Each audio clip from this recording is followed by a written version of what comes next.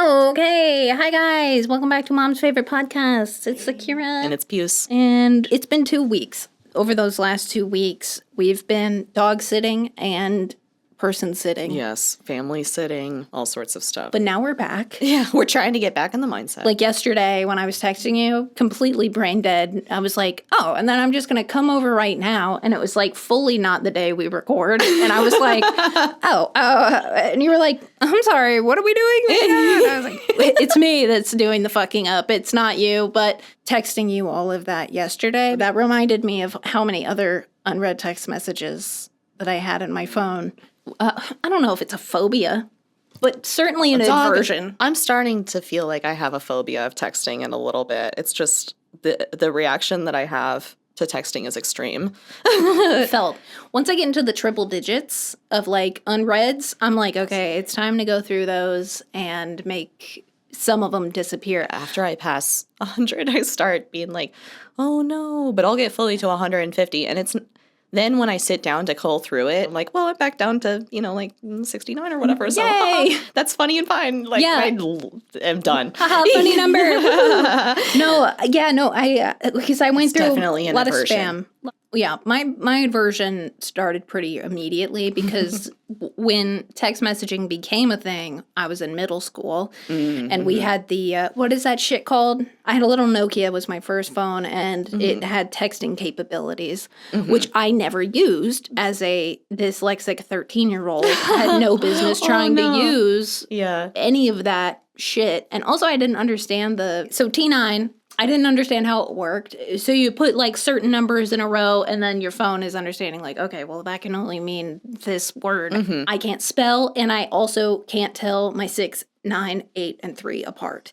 So it didn't really matter what I was trying to say anyway, because it didn't know and I didn't know. So at that era, the best alternative you could get was like within a couple years, they made those like flip phones that had little keyboards. Which I did like have. Underneath it, and then you could get out of it. I just would call. Yeah. If I got too many questions and what I was like, look, girl, I can see that you're really savvy with your thumbs. I'm not. Please, for the love of God. And so when people are like text message breakupping with me as a small child and stuff, like, fuck off. This is a poignant attack. You know I can't respond to this. You motherfucker. Like, that shit's egregious. So I didn't like texting anyway, but I did end up with one of the slide phones. I didn't have the Sidekick, which was like the scene kid phone, but I really wanted one. The first phone that I had was one of those. I think I texted sometimes, but it was really just like the person I was dating in high school, you know, and it was like, I also had a lot of like hobbies where I was just like really involved. Like, when I started drawing, it's like I was going to be drawing for like 8 hours. Like I was going to draw until 4 a.m., like uninterrupted, and like any shit like that. And I feel like my attitude towards communicating with people was a lot more like, we'll see each other next time or whatever. But every once in a while we would set up a time where you're talking. And my issue with texting nowadays is just that it happens at any time. Spontaneously. And I think this is just a dad thing overall, is that every dad is a bad texter. It's either K or the golden thumbs up. Yeah. Okay? But like my dad gets he really gets offended when I don't respond to his text messages. Oh, yeah. Okay. So if he's like, you good? Which is how he texts also. And it's just not how I would address someone. Yeah. Ever. Yeah. But it's just like randomly on a Tuesday afternoon. Like I was dog sitting, right, over the weekend for my aunt, and he was like, you good? ?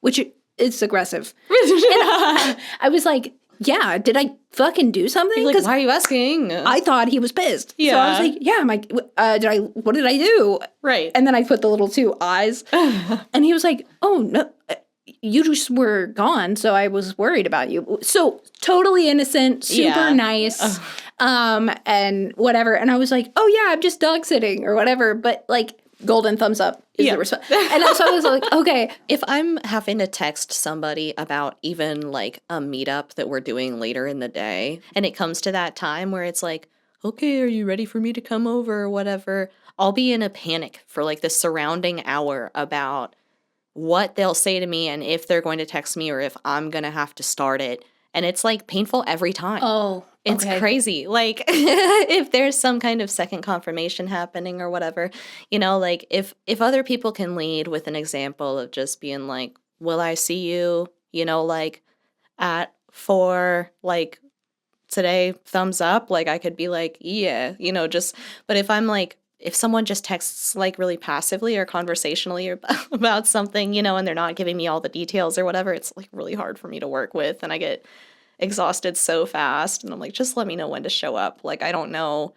This would be appropriate in real life, but we're not having a real life conversation. I'll see you in real life in a couple of hours. So like golden thumbs up. Right. Like that's about how I can do. But also I can do like really conversational stuff. It's just like if we're going to get deep in the weeds, then I'm like, well, I might be out or whatever. Like anytime the conversation starts to veer into another topic, the likelihood that I'm just going to set down my phone and it has nothing to do with you, I just like had something that I'm not going to explain to you I was going to get back to, like whatever. I can't handle that there's like a subtle communication about that just because there's like an implication that you can be reached at any moment. Oh, I had the worst boyfriend text message experience. Oh, shit. Speaking of texts. Who the fuck? It's actually just Twitch. But when I was like 16 or whatever, I had a boyfriend who he would literally take the message and resend the entire message relentlessly. Whoa. Okay? That's the fastest way to get me to not be able to talk to you at all. If I didn't immediately respond to him, he would take the entire text message, which was always multiple paragraphs, and send the whole thing over and over and over and over and over again. Spamming you. And blow my phone up until I had hundreds of messages from him that all said the same thing. Okay? Oh my God. So don't do this. That was horrendous. Yeah. And now with my significant others, it has been a historical issue in my relationships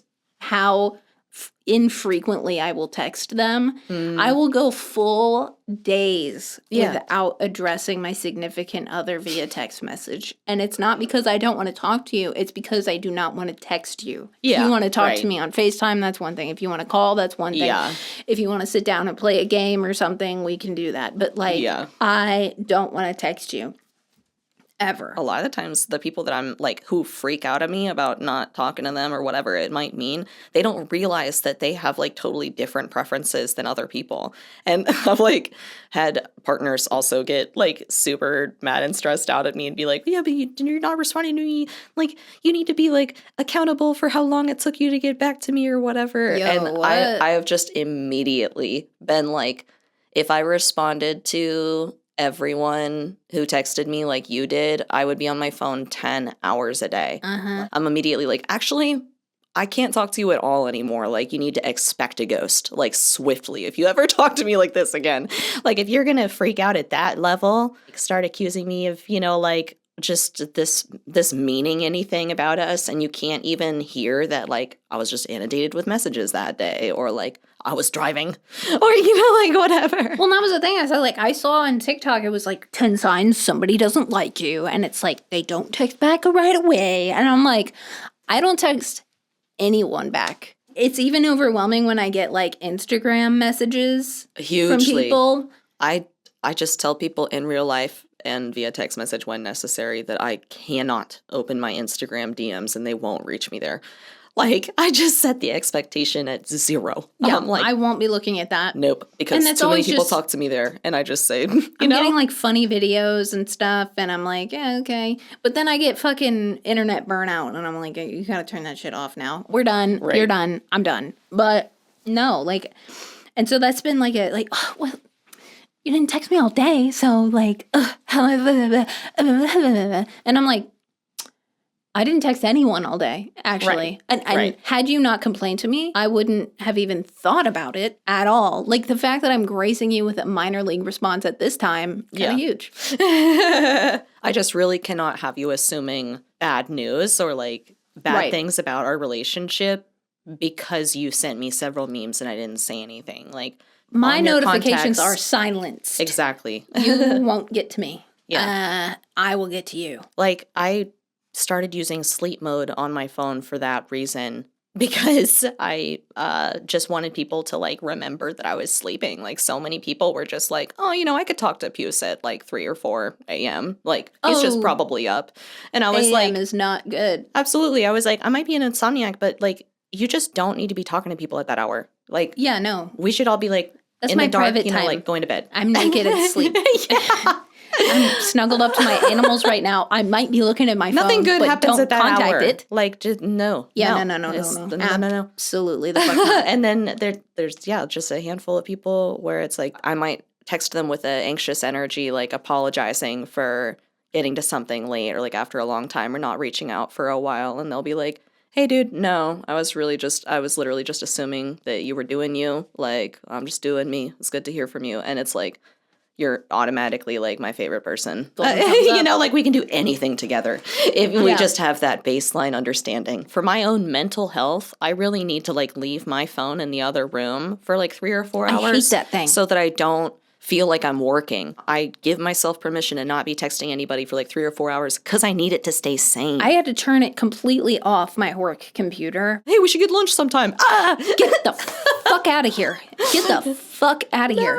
Yeah. It's like that people think that they're entitled to my time right now via my phone at any time. Yeah. And I'm like, I'm at fucking hula hands. I had a former job where I was doing like administrative work, and I was in a position where I was split between like kind of 2 teams, but I also had to handle like hundreds of independent contractors. I was working way too much, and people felt like they could just talk to me anytime because on most your of own them phone is like COVID era, and people just all had really poor boundaries. And I was like really needing to like not be work messaging, like after 9 or 10 p.m., which is not a complicated ask at all. I was at my limit. I was literally dreaming in screens. Like I was having dreams that were just emails and texts. I would take 1 hour off to go to therapy once a week. You know what I mean? And then the second that I would get out of the therapy office, people would be so like, I would have so many messages of people just like wondering where I was for that single hour that I went on my phone and I used the do not disturb like driving option, but you can customize that message. So I set up a separate focus group, a separate like do not disturb group on my phone for my coworkers that said like, I have an hour off. You can see it on my calendar. Like I'll get back to you after 4 p.m. or whatever. Or you can text so-and-so in an emergency. That would auto send off just for an hour while I was in therapy. After I did all that crazy shit and I set that shit up, I came out of therapy, like my next appointment once that had worked. And my boss at the time had like texted me a couple times individually. And then they decided to text one of my teammates and me in a group message and be like, hey, where the fuck is Puce? And then my teammate, the one who helped me figure out how to do the auto response thing, or like gave me the idea too, had to be like, his calendar says he'll be back after 4. And most of my friends in my personal life after I did that job had no idea like the kind of like severe communications burnout I was in. But like I could not talk to anyone for like 2 years. And I'm still kind of in that. If I can tell that they're like trying to get my attention, even if it's subtle and open-ended or whatever, I'm like, stop talking to me. And I just I've had enough. I'm just like, now I can't talk to you for 3 months. If you're good. Yeah. I need 3 months of silence from you. And okay, you guys, we did decide to talk about this on purpose, literally. Like, this is not even just a tangent. We're speaking about it today because maybe the moral of this story is like, if you're reading too much into text messages, like stop. You're causing people in your life like panic and distress. Yeah. Stop making me freak out. If you're long distance, tough, I'm sure, maybe, but consider, like how different messaging styles and like setting aside time to communicate makes a difference. That's a perfect example of like the right thing to do. Even if I'm not responding, like I'm having the automatic response of like, what am I going to say to that? I might try a few things on, realize that I'm overwhelmed by the situation, and then like put my phone down for 3 hours, but I still feel like I was listening to that person all day. Oh, well, you didn't talk to me. I'm like, yeah, but you texted me 23 times. Yeah. And I kind of, like mentally put the work in and tried. So I can't, like I've clearly responded at least one time. So that's way too many times already. But I'm like, I already feel like I spent several days with you. And so of course I don't want to, like talk on the phone with you for 2 hours or like keep texting you tomorrow, because in my body, in my mind, we already spent a couple days together because I was receiving things from you nonstop. You interrupted everything I did today. The more times I hear my phone bing, oh, baby, you're in trouble. Yeah, if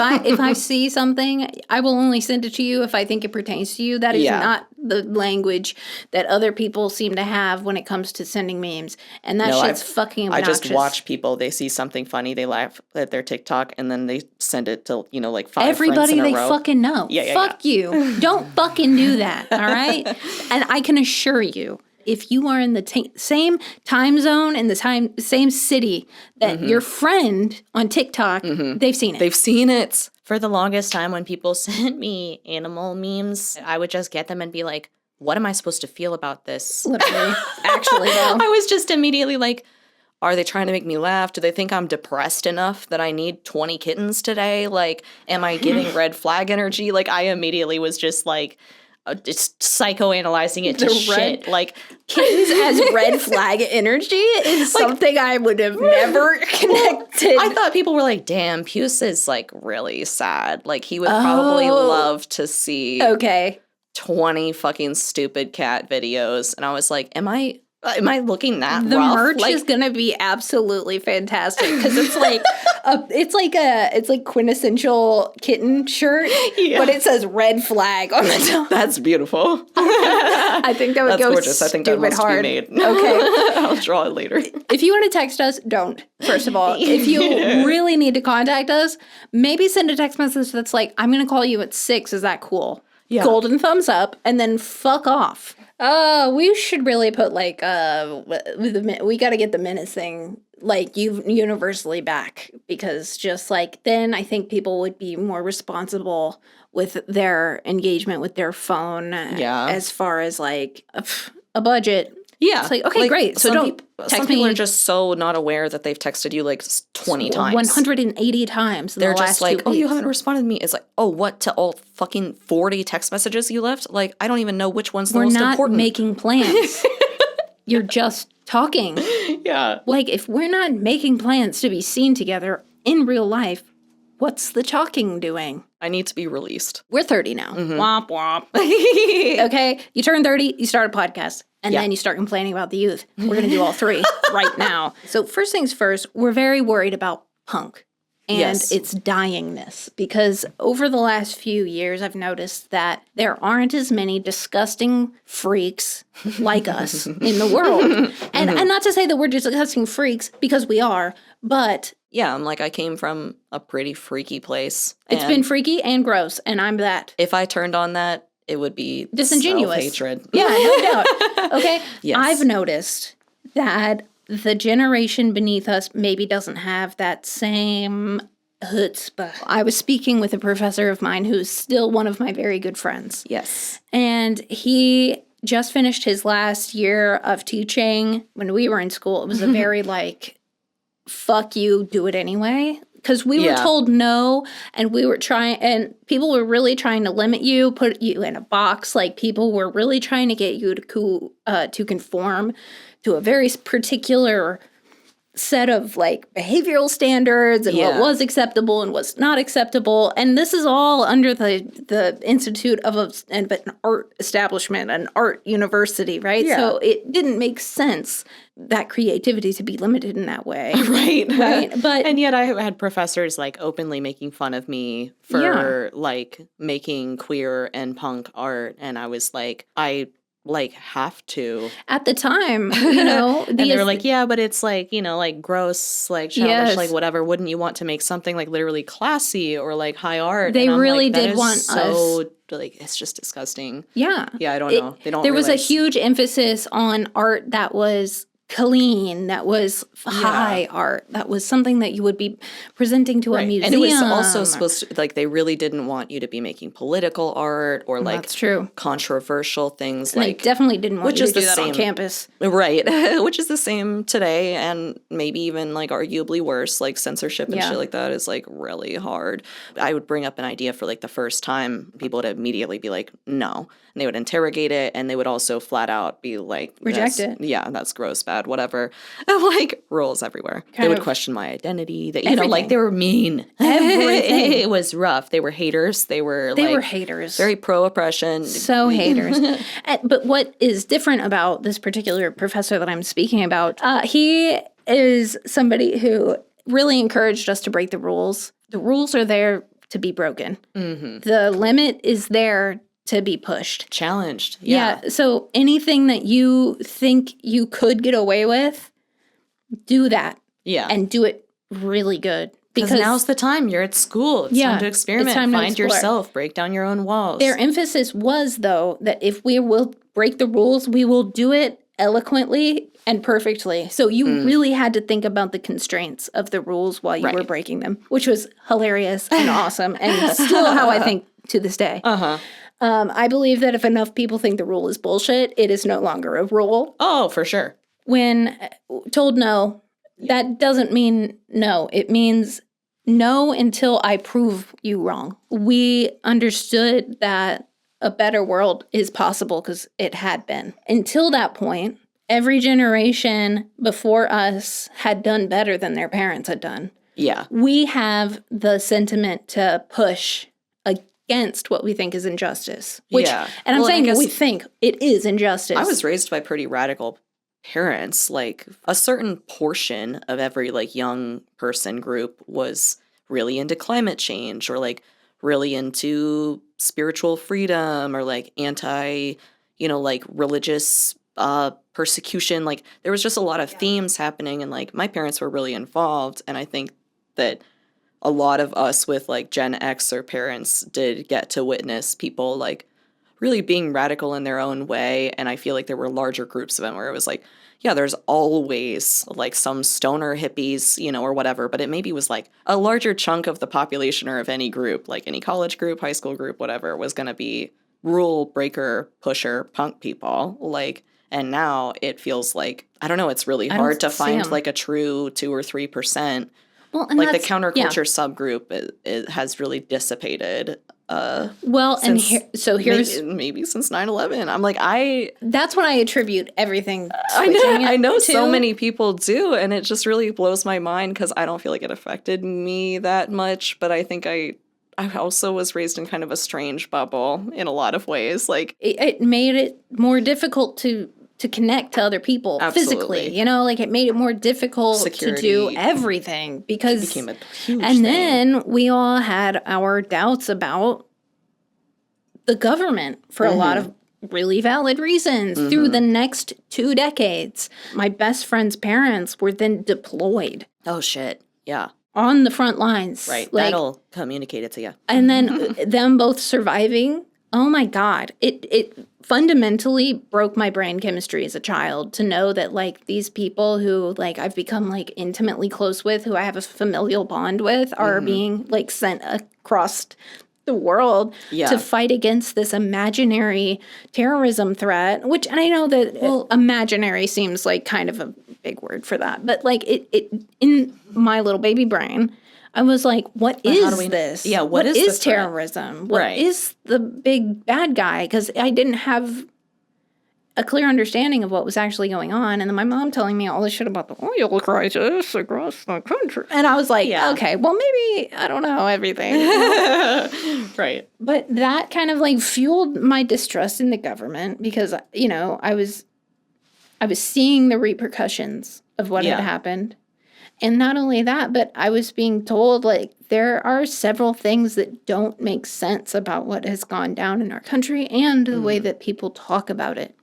I remember the Islamophobia, like, ramping up so heavy on, like, a few of my classmates. And it was, like, they were singled out. And it was just really clear to me at a young age that, like, that it was, I knew what it was a result from. Like, I already was seeing that there were, like, hate crimes happening as a result of 9/11. And so it fit into that, like, logic that I was building about how, you know, some people really do not want what's best for everyone.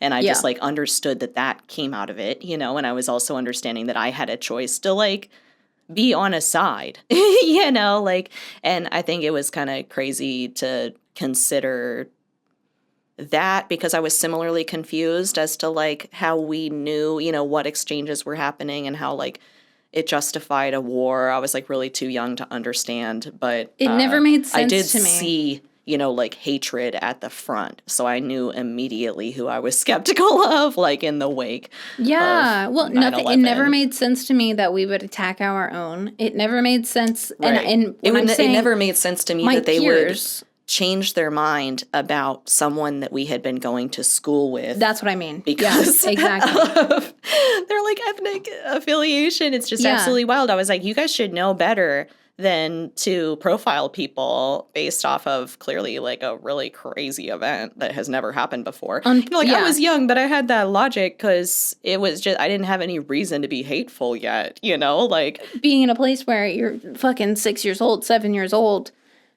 witnessing everything you know about the world change very, very abruptly and then never get better. Mm-hmm. That changes your worldview. Maybe what I'm trying to say is that it's an authority issue and not because we just generally over the board, like even people who I staunchly disagree with, like they will not accept the word of an authority. They push past it every time. I just wanted to like be okay with talking to people who didn't agree with me being queer because it was like, they probably don't fucking know any queer people. Like they're gonna like me and they're gonna have a hard time like not having their mind changed by like knowing a cool queer person. And like if those people changed their minds at any point, I would be like, work, come over here, and it was kind of understood. And then there were some people where it's like we had to share space all the time. We were known to not agree. It was kind of like, don't fuck with me, I don't fuck with you. But there was like also a respect there in a certain way because I still had my agency. Like they still knew in some way that they could not bring that violent shit over here. People who were like older than me growing up have always like had the most issues with me in terms of like they're like, you don't respect authority or whatever. And like since I was a little baby child, I was immediately like, you have to earn my respect. And that's then, how like, I feel. But I never aged out of it. Me neither. And like consistently Gen Xers have been the ones who have disappointed me, like when push comes to shove, where they're like, yeah, but sometimes you just got to respect that authority. And no, I'm like, the fuck I don't. No. Like, I think that the words that you're saying to me have different meanings for me than they do for you. But, like, just because someone has authority over me does not mean that they're correct or they have the best information or intentions or anything. And I completely side with those other things instead. Yeah. In fact, I'm not afraid to push back against authority because otherwise it's siding with them. That goes against everything I fundamentally believe. I will not...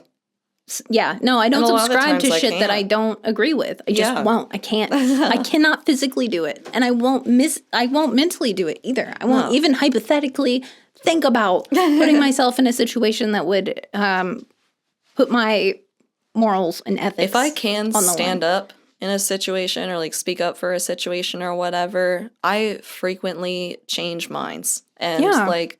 More often than not, it has always surprised me. I guess I'm lucky that I did that a lot when I was a kid so that I like had a good understanding that like changing minds was possible. But like when someone's saying like, absolutely not, you gotta shut up and like do it how I say, like basically or whatever, and they start fighting back like extra hard about something that it usually means you're kind of winning. Like, they're just defending the break, but it doesn't mean you actually have to back down. Maybe that's what I'm sensing, is that it's like just this general anti-authoritarian mindset that we seem to have, where it's like, you can tell me no all day, but if that goes against what I fundamentally think, believe, and want for humanity, like, I'm not going to fucking do it. And you can suck eggs. Yeah. That's just not going to happen. It really is difficult to see so many people, like, from my perspective, just, like, turning their back on things that they could be doing. Y'all are rolling over. and that's my... Watch. Okay, so here's my thing. My observation, and I will come back with a different perspective, so please bear with me. My perspective is that... The Zoomers in particular. The Zoomies, y'all, you kind of... you back down real easy. You kind of... Gen Z tends to have like a mentality where it's like, I don't have the energy to fight these mundane problems, like the little things that you're told no about you kind of roll over and you're like, well, I guess that's kind of how it's going to be or whatever. I see a lot of people being like, this is wrong. Isn't somebody going to do something about this? And, right. And then looking outwardly for the help. And it's like, okay, well. You could do something about it. And generally, that's maybe the difference that makes me kind of be like, okay, well, what do you expect if you're not going to, because like shit's always been wrong. That's a little bit of my perspective. Right. So like I'm like, yeah, those people have never looked out for us. What do you mean? Right. Yeah. No, we didn't have it. Right. So the things that we earned and, you know, the spaces that we had and the utensils that we used, we had to build because they weren't there for us. Everything that, you know, we wanted, we had to make carefully and with a community of other people who were like-minded because those things didn't exist before. Okay? And so when I see the perspective of who's going to come save me, I'm like, baby girl, it's you. Like, you have to be the one to stand up to the no. Like, if somebody tells you no, nobody's going to come into the room and swoop in and save you. Okay? Right. That's you. You have to do it. Yeah. If somebody... It's unfair, but you have to do it. Yeah. And that's... Or you at least have to participate. You have to participate, right? Yeah. And that's something that defeats me because it's just like, I feel like... And as someone with a Zoomer sibling, we both have this... Zoomer sibling syndrome. And it's weird because my sister is very educated, very smart, very politically active, but also someone who like has that tendency to just kind of people please and doesn't want to ripple the water too much and kind of like plays both sides and tries to stay on the safer side of the street. Okay. I was never that. I was always headfirst into traffic, running at full speed. Right. And I'm like, well, yeah, my sibling, they have always, like, I think withdrawn from a situation quicker than I do. And that's, like, no judgment at all. But I always, like, observed it and was just like, oh, like, that's how they get their power or whatever. And I think that I was more of, like, I fight until it's clear that there's nothing else that can be done, and then I go. Right. Like, and it's just interesting. Generationally. I think that we will fight something until we go insane. Yeah. And it will consume us. I'm an Aries personally, so I know that it's unhealthy for me for sure, and I can take some notes, but I'm not gonna stop. It's also my trauma response. Yeah. So sometimes I am the person that has the access to the power in the room, and I have to step into that power. Yes. And that's been like the hardest part to understand about growing up, and I'm constantly working on it. But like even older folks, like at certain points have been like, I know that you're like scared of doing X, Y, and Z, but you are the best person to do it. I need you to. And I was like, oh, I will. Like I guess I don't get to like be like, oh, I don't know anymore. Like I have to just it's sacrificial take the risk because we care about everyone else so much because it's such a and I feel I wouldn't be able to turn my back in those situations. If somebody that's needed what's honest. I am there. Yeah. Like, and that's you know, I think a universal thing, but someone described it to me as like going through life where there is a tiny glimmer of hope at the very beginning, and you can kind of see the faint light at the end of the tunnel. Okay? Working toward that your entire life is kind of where we're at, okay? And things haven't been great. Nope. But they just keep sucking. I think that generally speaking, a general optimistic outlook on life. Oh, I keep trying. I do keep trying. I do have faith in change. I literally have it like tattooed on my chest. Not those words, but I have like a whole like change is the only constant. Massive chest blaster tattoo. Like it's the one guiding thing that I have to keep myself from unaliving. Right. The idea that a better world is possible is something that is so intrinsically part of like our just DNA. Yeah. Okay.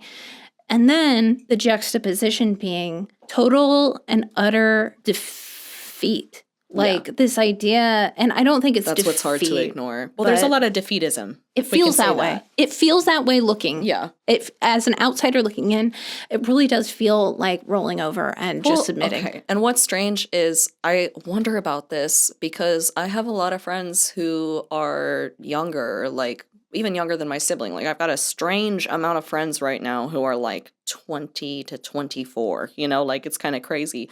But they're also like just people who are really willing to do anything, like they're exactly the kind of people where I'm like, you have the energy to be at every action, like, and then you have the energy to go out to eat afterwards, which I don't, but like, whatever, like they're also, really doing shit, or they're like actively taking breaks from social media and stuff where like, I have not seen as many of my older peers like doing that. They talk about wanting to do it a lot. So part of me is like, are the Gen X or Gen Zers like, cool, it's just a bunch of really shitty ones online, but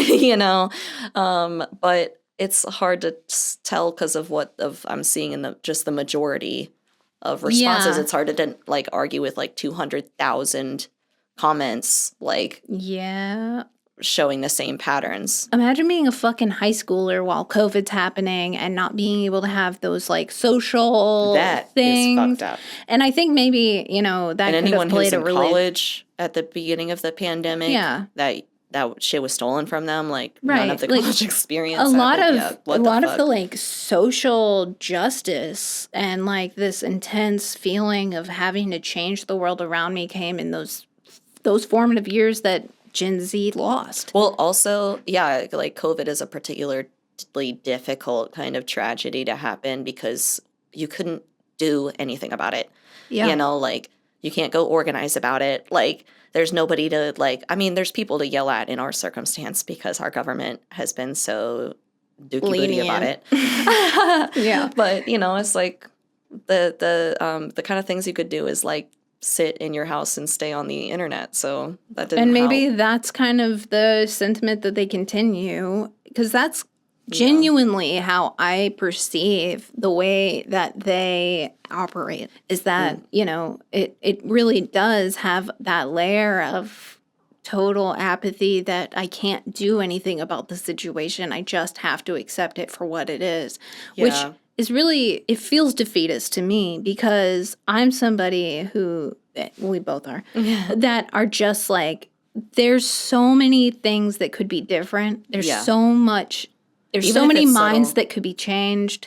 There's so much work to be done. Well, and okay, here's my thing too. I feel like when we were experimenting like in the years straight up of like 2010, maybe like 2009 to like 2018-ish, I feel like it was like a lot of, I feel like there was more of a general energy of people being like, at least you're trying, we don't expect it to be perfect. And that's that was like a different kind of punk attitude. I feel like right now there's a little bit of an element of just perfectionism expected. And so it makes a lot of people too scared to act, especially because like, I don't know. Especially because their existence is so social media facing, and it's the surveillance culture. So online. Everything's public, and like when we were in school, and you had to jump through crazy hoops to text, and not everybody had a phone, and all of this kind of shit. Like all the stories I was telling earlier, I could see the kids who were my enemies in my class, like on a lot of subjects, still standing up for the same. Like we shared some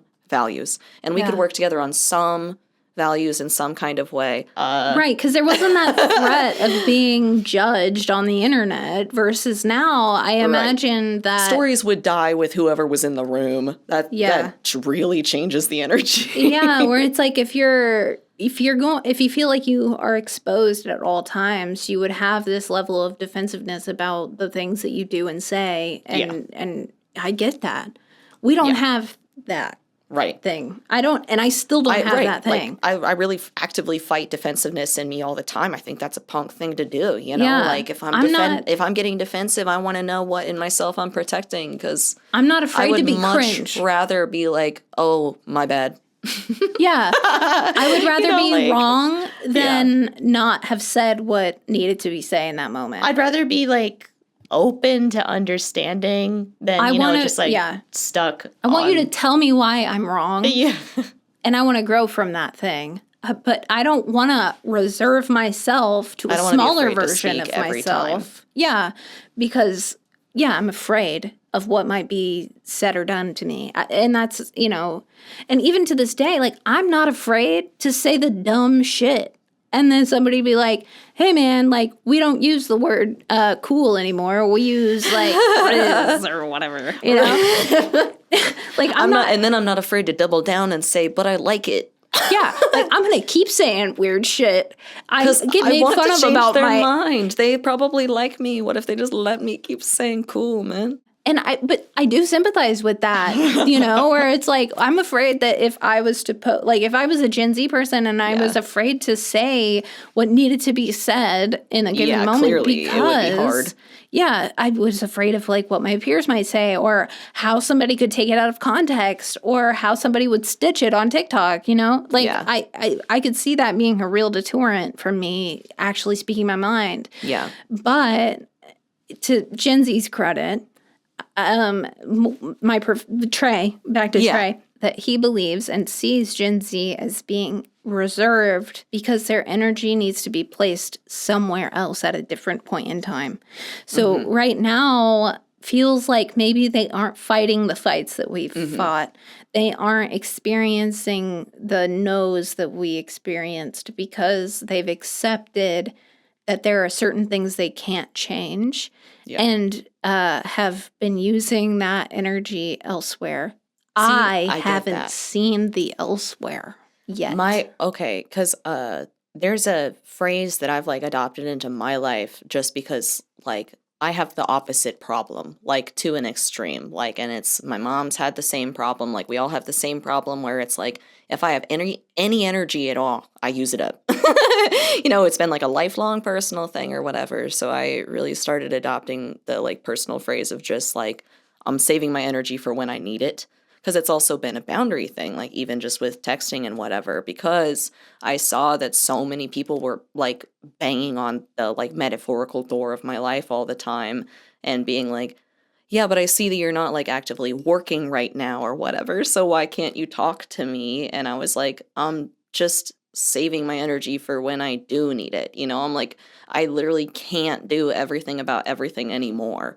And I really get that. Like, I do get it. And I also have the perspective that, like, you have where it's like, but there's times where you're just, like, avoiding doing anything. It feels avoidant. Because, like, if you're never using that energy. Where is it going? It's going to stupid shit like Labubu's. Right. It's just, like, hemorrhaging out of, like, other hobbies or, like, things like that. That, like, you're literally saving it for when you do need it. But, like, maybe what we're trying to say is that, like, we need it now.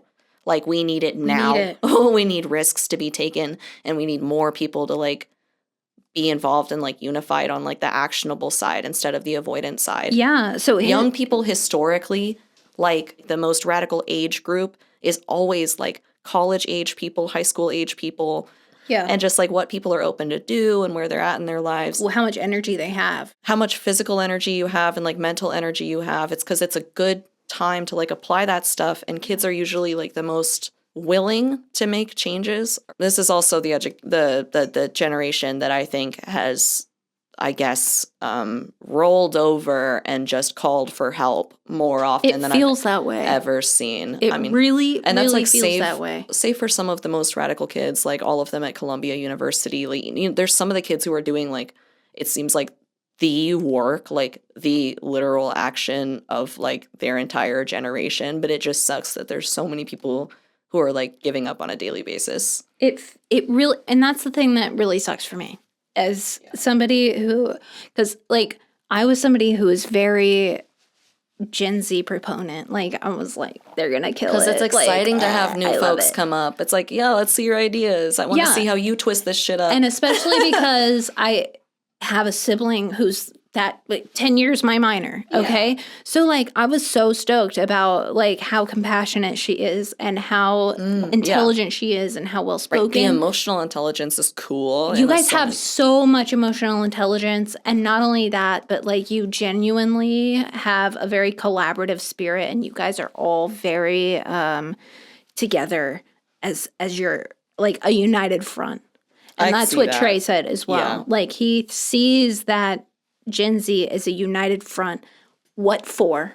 I think that's so interesting, though, because it's like, I don't know, it's a really interesting, like, collective conscious, like, chat kind of thing. Like, they're the most connected. You can move a huge crowd, like, many, many places where it's like a bigger crowd, single crowd than we could ever move before. But, like, what are you doing? What forms that crowd?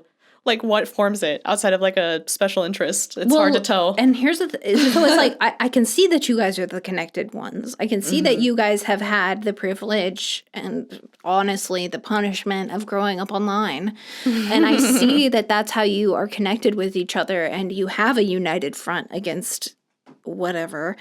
But I don't know whatever is. Like, I don't know what the whatever is. And it doesn't feel punk to me because I don't see the way that you guys are using your united front to better humanity yet. And I'm saying yet because I genuinely have always believed that Gen Z was meant to be our bridge builder, that they are meant to be the people spiritually that not only bring together, like, us old heads, but bring together the new heads too. In that 30-year-old old heads. Yeah, that can maybe mediate between us, and maybe that's where Gen Z will thrive, is that mediation, right? Because we don't have the Gen Alphas and Betas yet. Right. You know, those are still, they're in the works. Yeah. But also, I'm like, I don't want to wait that long for you guys to make that change. I don't want to wait until you're 30-something to have this conversation. That's probably why we feel uncomfortable about the whole thing, though, is, like, because a few years ago, it feels like when the Gen Z started to, like, age past 18, like, there was a huge turn on millennials in general, and just, like, millennials got lumped into just, like, a massive, like, cringe. Well, they have no idea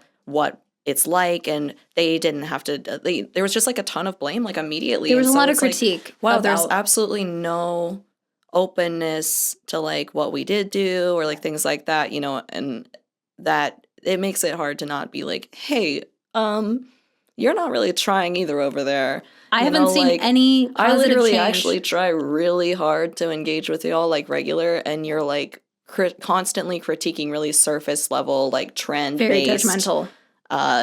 Like, yeah, just random shit. Yeah. Like, just constant random judgments. Yeah, like, it doesn't even matter the content of what you're saying if you do it in some kind of deemed cringe way. And that feels like it. And I hope that I'm wrong. I hope that I'm wrong about that. But that's just genuinely how it comes off. And I don't want that. Any of my close friends who are Gen Zers, this is not about you, because I am blessed to literally, like, work for a punk company and, like, hang out with some of the coolest kids on earth who are just, like, my Gen Z friends. They really, like, we share all the same values. They would never, like... Exactly. My Gen Z friends, we share the values. They understand that the government is corrupt. They understand that they want to see the change happen, but they just don't know how, which is so insanely perplexing to me, because having the most connected generation with the most aligned ideals as a united front all at the same time in their life, and that time in their life being the same time that I spent all of my energy doing what was politically correct and what was the most advancing, you know, and not only trying to uplift other people, but also trying to make a community that felt safe and open, you know, and allowing other people to come into my spaces and creating this unified front. Like, you guys already have that. So all you need to do now is action, which I don't see. Be a little bit less afraid of being perfect, you know, like, workshop the idea, like, a little bit less. Or when I'm thinking about myself as a young person, I feel a little bit different now because I just pick my battles a little bit differently. And back in the day, you know, like, I wasn't like there were plenty of moments where I was in rooms or physical spaces where like I was not the authority. I had like the underhand. Absolutely nobody in the room spoke up, but like something felt so wrong to me. I would speak up every time. And I was willing to, like say at least like, I don't know if this just needs clarification, but like this doesn't feel right to me. I was the friend people brought right to be that person. I know. Yeah, we both were. Yeah. I like that literally led to so many opportunities for me. Like most of the time that I spoke up, like even though nobody had said anything to give me that space and I was mostly told not to speak, every single time the respect meter for me went up, even with the person that I was confronting, especially with the authority in the room. And yes. I did not have to be perfect every time. I didn't have to be completely level-headed and have like the right script. I was trying to make sure that I was off the cuff. You say what you need to say. But I was, like I was a reasonable level of respectful, but like I was also notoriously confrontational in college. I like was willing to put it out there, and I was usually like fucking right, and standing I was up for what you believe is 110,000% more fucking enjoyable and rewarding than being complacent in things that need to change. If you're fucking wrong, you can always say, my bad. Like more may be necessary, but like it's really not so bad. But here's like, the thing. I didn't know. Like people are soothed by that. And I feel like a lot of people are afraid to act and make the mistake in the first place because they're like fearful it's going to be really hostile. And it's like, hey, sometimes people are getting really hostile already because they're seeing you be like avoidant and disconnected. That actually factors in. Yeah. So it's not for what you think it is. People will respect a different opinion if you challenge the perspective that they didn't know. Mm-hmm, mm-hmm. And so many people live in a bubble that it's so incredibly important that you voice your opinion, even if it's different from that person's, because it will change something inside of them. But what's not going to change things is doing nothing about it. Yeah. And that's true. And I really am putting a lot of my emotional stock into hoping that they just need their moment to do it. Because, in my headcanon with what I've learned from Trey is that they are reserving a lot of their emotional energy for a point in time where it's going to be necessary. Mm-hmm. And spiritually, I really want to believe that because this isn't what I expected from the people who I thought were going to take the torch, Yeah. This doesn't feel like, us handing over our work. It feels like our work falling on deaf ears. Yeah. It feels like all of the things that we did are now being judged. It feels like most of the things that we were trying to work on are being trashed to start on the same thing over again. Well, and it's like you're doing the same things that the boomers did in dehumanizing a generation of people who were anti-authoritarian. Right, exactly. Which is not how I expected the next generation of people to see millennials. And as someone, who really believes that positive change and a better world is possible, I want to see the younger people have that same sentiment because it's true. And they may not experience, that same optimism that we do, but we came from a different period of time. But I'm like, but witnessing all the discontentment, I'm just like, doesn't it make you want to do something? And like my favorite example post right now where people are like, okay, seriously, what's the solution for like being afraid of doing stuff outside? And it's just like, or like, doing something new in general. And it's like, hey, unfortunately, the only fucking solution at all is to do it. Like, you cannot possibly do enough prep or like anything like at all. Well, and here's the thing. Change just doing it. You can mediate how hard you push yourself, or like the level of challenge or whatever. You can you can challenge one thing while you're comfortable and like secure in a bunch of other areas, like whatever. But you have to just do it. Like, you have to expose yourself to like a certain level of distress in order to build your tolerance. Yeah. So and then you know, because with me, I'm like, I'm not afraid of being uncomfortable. I'm not afraid of being in positions that I've never been into before. And Right. you know, like Blessed. you know, being from a, you know, young parents with grungy ideas, with dumb perspectives, and then having to live hard for a long time, kind of informed that, where it's like nothing can go down anymore. Everything from that up is just exponential growth. I've got crazy bad shit to look back on anytime something mildly shitty is happening and be like, well, that doesn't stop me from being angry about the things that I see happening in the world.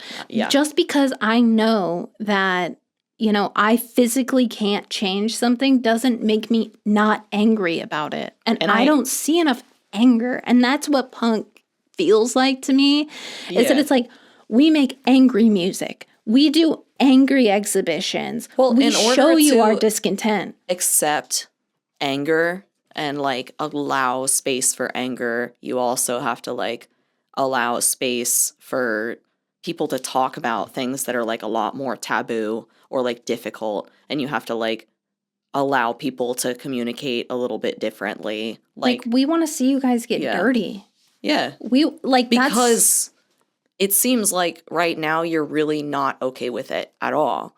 Like there's so much there's a lot comfort of polish in consumerism, this like clean money attitude, like, and like not wanting to like ripple the water at all. It's like you don't want to question the status quo too much because you're benefiting from it in some way, or it, you know. And let me tell you one thing: being comfortable only lasts for a certain amount of time, and it can be like really addictive though, because you keep having to refresh, and you're choosing comfort every single time. So of course your tolerance is low. Choosing comfort is going to make you impossible to adapt. Yeah. When things hit the fan, because like living in a constant state of uncomfortability will provide for you an everlasting like sense of, I have to change the things that are happening if I want to be happy. Yeah. But if you've never had to challenge, if you're immediately numbing out of that. Yeah, like if you've never had to challenge your own comfortability, like what does that serve to do for you? And the answer is clearly nothing, because you don't do. Because the hard shit's gonna fucking come, dude. We cannot hide. Yeah, it'll come in the form of something so disgustingly egregious that you have to say something. And I just don't know why you're not more angry about the things that happen. Because, like, anger is really uncomfortable for some people. I just couldn't imagine being in the positions that they've been in and not fighting my ass off to change it. I wish I could do a big group survey that is like, if you could do what you've done for the past week, like to a T for the rest of your life, would you do that? You know, like everyone's just like really pretty addicted to numbing through technology. But it is like a social change that I'm asking for. I'm begging. Thanks for listening to our rant this week. Yeah. Also, Jinsey, so sorry, but we do need you to prove us wrong immediately. And if you've listened all the way to this point, thanks so much for tolerating any like slander, because like we really needed some witnesses, and we're getting stressed out, and like I don't know, you're fucking, well, because like the other example is cuspers need support, dude. Yeah, guys, help us out, because like we want to be the cringe auntie, but like I need you to help me support you through that, okay? Because like if you're not doing enough, it makes grandma wonder. Okay, so I want to make sure I'm seeing the vision, because I'll get behind it. Okay, I'm here. I'll be there. Solidarity, but like I gotta see it. Okay? We want it really bad, but it feels like we're all alone right now. We feel alone, okay? Because you guys called us cringe a little too many times, and now we feel disconnected. But that's the thing, though, is that it's like, if it's cringe to speak on what you believe, like, I don't know. I think all of you could use a little more cringe if that's the case. I'm like, does it really fucking matter if it's cringe, if it's correct? Like, no. God forbid. Y'all are just absolutely hateful. I'll be cringe all day long, please. Motherfucker. Yeah. Actually, who asked you for your opinion right then? I asked you if you were going to do something with me or not. Anyways. Love y'all. And we'll talk to you next week. All right. Okay. Love you. Bye.